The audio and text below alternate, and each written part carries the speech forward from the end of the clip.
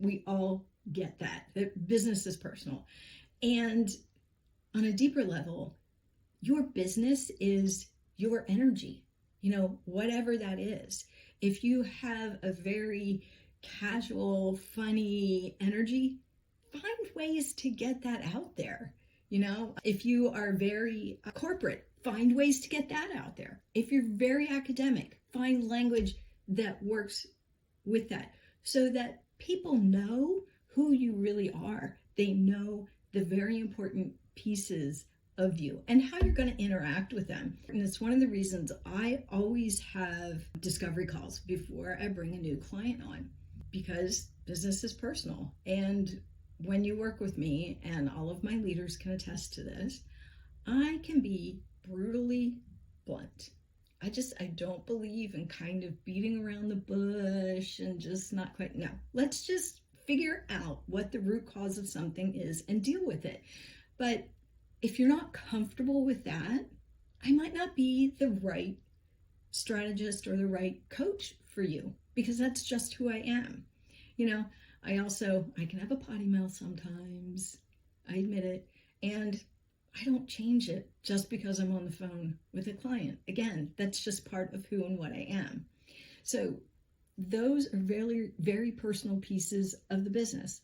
The way you work with clients is very personal. You may decide that you want to be on the phone with people instead of being on Zoom. Well, some people want that and some people don't.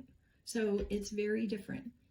Being personal with your team can make a tremendous difference.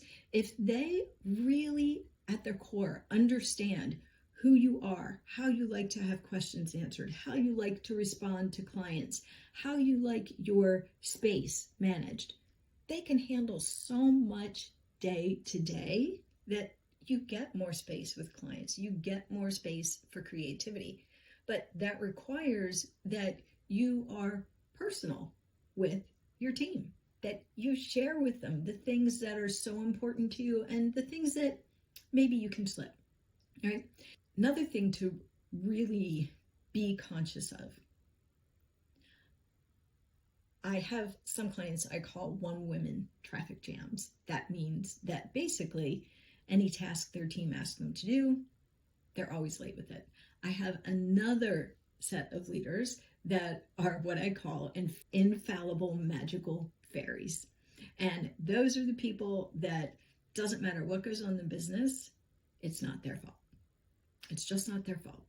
And both of these are highly damaging to your team.